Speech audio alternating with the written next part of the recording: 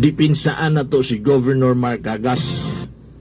Siya na may gobernador karon, sigurado kung unsa kadaghan nga mga bakak ug botbot ug pagpangatake sa tanang mga media platforms ngadto kang late Governor Dodo Cagas, masubra pa siguro ang himuon nila karon kang Governor Mark Cagas. Naamang gyud mga posibleng mahimong kontra. Mo na dipinsaan na to, tabangan na to, kay wala na si Governor Dodo Cagas.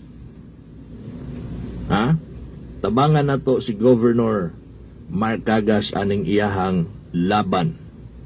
Kaya dili man ni iyahang laban lang.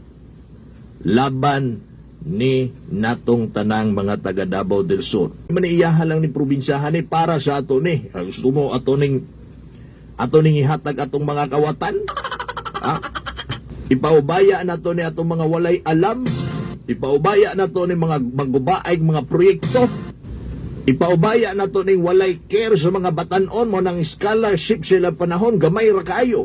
Ipaubaya na to sa mga politikong walay hunahuna nga maghatag og livelihood sa mga katawhan o sa mga asosasyon.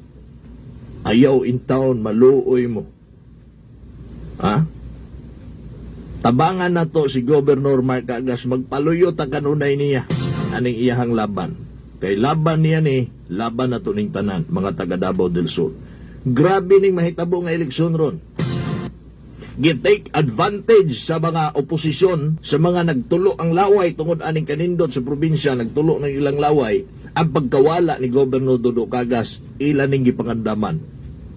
Kay katubitong kiniha sa mga pagpaniid na to, kay naman ta sa sulod, naga-monitor man ta, katong wala pa nahitabo ang pagkawala ni Gob. Ni-declare man siya ito nga gobernur kaya po na yung daganan. Walay musukol ni Gob ato. Duha-duha ang mga kalaban. Pagkahitabo ni Gob nga namatay siya, karon nag-prepare sila.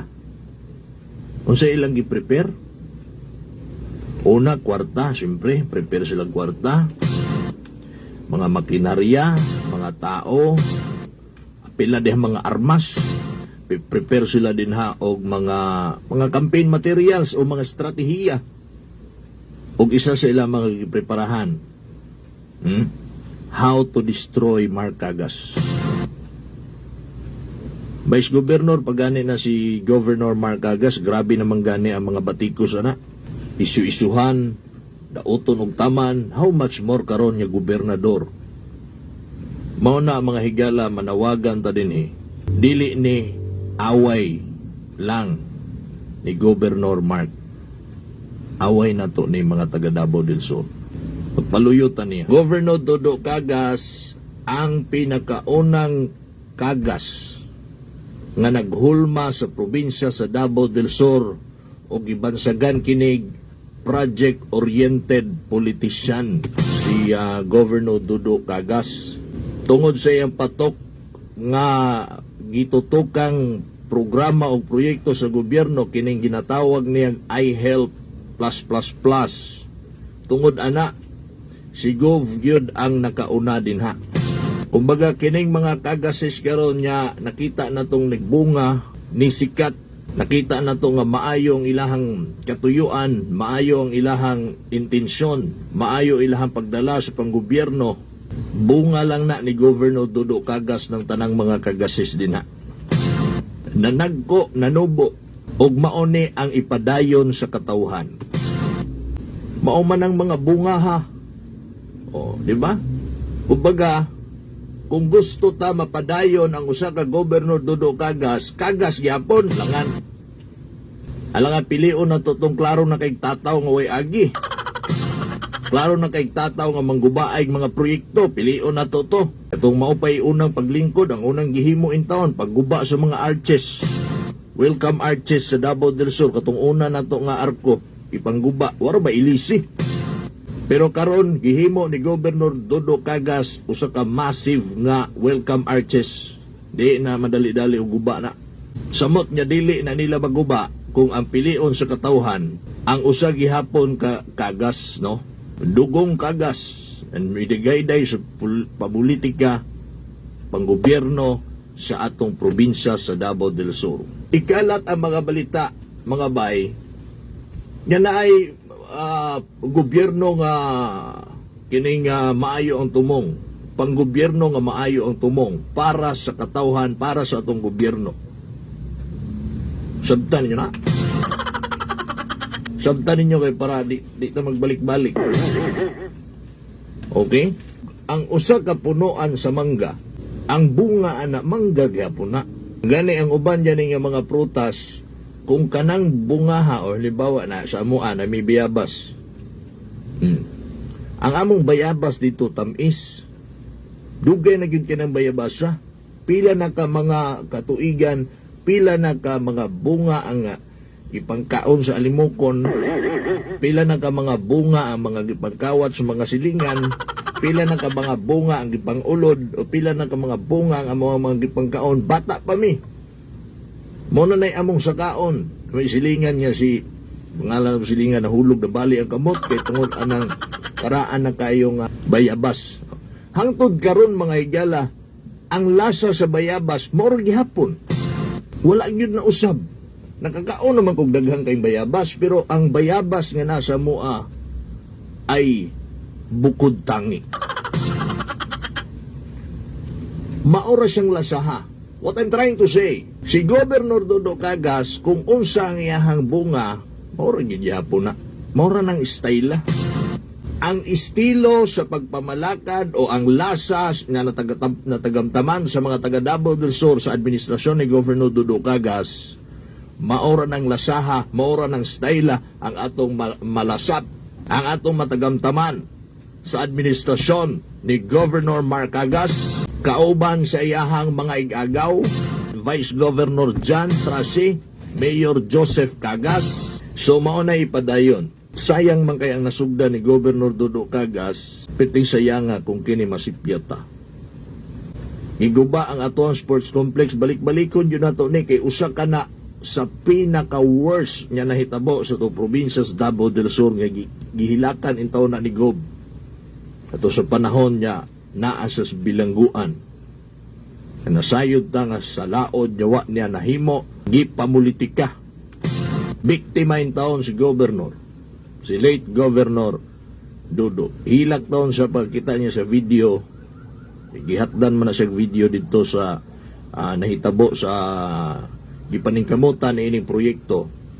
Yan, Davao del Sur Olympic size swimming pool, Davao del Sur Coliseum, or ang entire Davao del Sur Sports and Business Complex. Pagkakita niya dito nga, giguba yun. Sakit ang iyang dughan ni hilak in town. Kaya na mga politiko nga gubon ang mga proyekto, labinag kana nga proyekto makahatag og pagtuog pagsalig ngadto sa mga politiko nga naghimo ana gub-on nila na.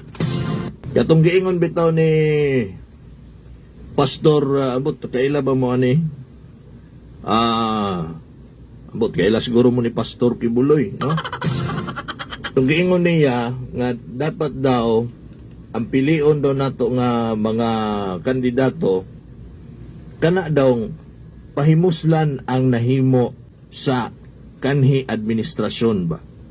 Ang punto niya dito, dili pasagdan, dili kay porkit proyekto na silang kalaban, dili na lang pod gamiton.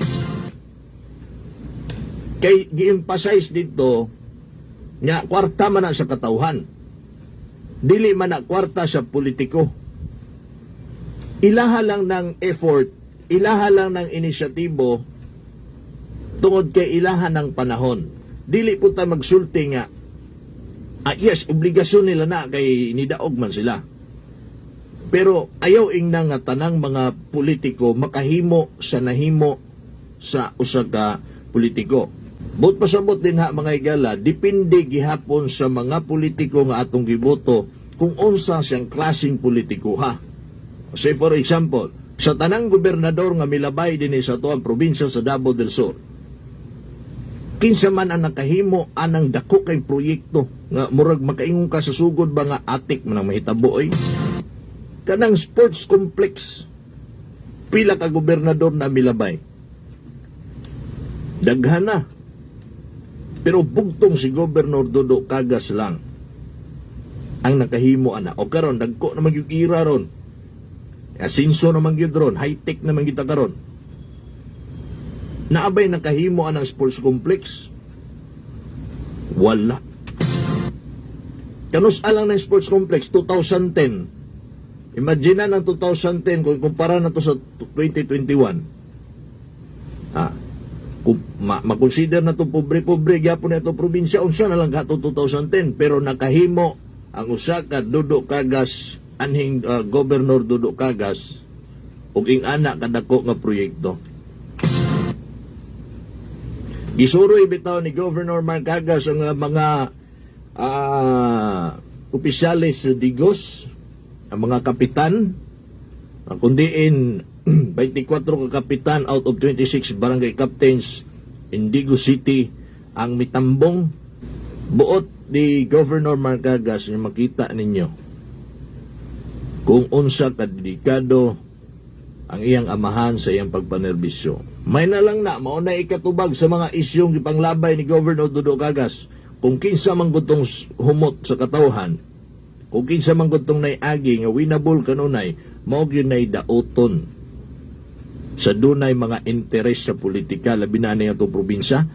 Dauton yun na nilang tama si Gobernador. Tanang mga pagpandaot, himuon og nahimo na nila. Sa mga kontra sa politika, sa mga kagasis. Nahimo na tanang mga pagpamasangil, tanang pagpamakak, tanang mga pagbugal-bugal. Nahimo na. Maubitaw na mga sukay tigpaminaw. Dipinsaan na to si Governor Mark Cagas. Okay? Kay dili ni sayuning umaabot niya pinili ay dool na lang ni by October kita ng kataga ni filing of certificate of candidacy October pila na lang kabulan mag 3 months na lang wala na karon gabi ng arrangement. Okay, so sama sa kong giingon pag-uta mo inahinay mo pagani pag-init sa tong machine mo manamilit na punta dayon. Bago ta maginahinay, malagmit mga igala ha, maog yun ni ang siguro line up niya atong suportaan. Again, ang bunga ni Governor Dodo Cagas maoy atong ipadayon.